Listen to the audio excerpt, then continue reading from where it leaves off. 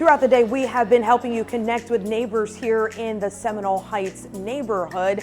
It has long been a place thriving to be a community that is a destination for people to enjoy culinary delights, lively nightlife, and a host of local shops that cater to everything from clothing to the arts. But back in 2017, this bustling neighborhood was brought to a halt when a then mysterious figure was gunning down innocent people in the streets. 10 Tampa Bay Shannon Clough is talking with community leaders, the officers who were involved in the case, and others who were instrumental in the community response, one of strength, resilience, and unity. Shannon joins us live tonight from a mural commemorating the victims. Shannon. Yeah, Carolina, just for some perspective, back in 2017, people were nervous to do something as simple as take their evening walk. But today, I can tell you, we see families out and about walking their dogs tonight. But nearly 7 years ago, this community was mourning several tragedies. And I've been talking to people who live here, who were there then, and they tell me that looking back on those years, they really see how they were all able to come together. When you see Seminole Heights now, it's a neighborhood where everyone knows everybody and knows their dogs' names, and kids walk everywhere. This isn't an unfamiliar sight, but in the fall of 2017, Pastor Matt Horan explains why residents didn't risk leaving their homes. So we had to change everything. Like, no one was able to walk to their car by themselves anymore.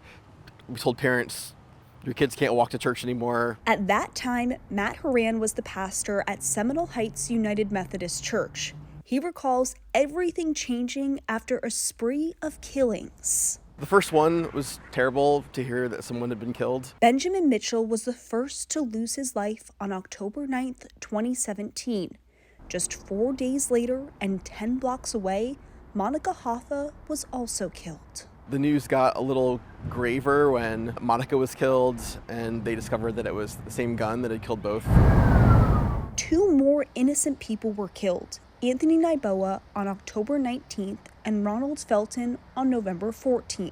It was depressing and dark, and it just felt like kind of there was this hovering evil everywhere. Tampa police officers flooded Seminole Heights. They recall struggling to figure out who was pulling the trigger. We had some evidence, but our best evidence wasn't right away identifying who was responsible. With each senseless murder, Tampa police still didn't have a name for who was responsible. As the murders continued, obviously the pressure just grew and grew. The investigation spanned 51 days. You don't know what's happening, and neither does law enforcement. They just know it is happening. Brian Fry was a community leader in Hampton Terrace, just blocks from the spot of one of the murders. You always have the question mark in your mind of what's next, who's next, when is it going to happen again? People no longer sat on their porches, scared for what could happen next. As it grew, it became more serious because it was happening when people did not expect it. It was a very odd situation. So odd, police had a hard time figuring out who murdered these 4 people. We had no leads and nothing really other than the murder weapon to tie them together. The search for the Seminole Heights serial killer went national as police and people were desperate to catch the criminal behind the gruesome killings. And we needed to do everything that we could do in order to bring that feeling of safety back. That's exactly what Corporal Randy Whitney did. She was in this McDonald's on day 51 of the investigation when the manager inside approached her. She said, well, I had an employee who just handed me a bag and left to go to Amscott. He said that he will be back to pick up the bag, but not to look inside, and then he's leaving town. In that bag was a gun. It was a high probability that I was holding on to the murder weapon. After a phone call to the police station, Tampa detectives believed Howell Donaldson III was the Seminole Heights serial killer. As soon as I set down the phone, someone yelled, "He's back, lock the door." And I said, "No, we want him." And I ran out the door. At the same time, a police captain pulled into the lot. Together, they handcuffed Donaldson, arresting him for the murders of 4 innocent people.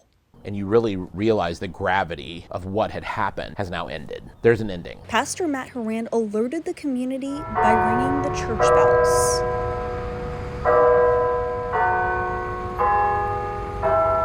What a relief it was to hear this beautiful, kind of holy sound.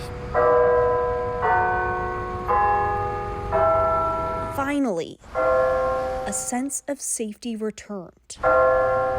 It was over. The weight of that was immense. Those like Brian realized how their already tight-knit community was now closer than before. I think we are better for the relationships that were forged. Police realizing they wouldn't have solved this case without help.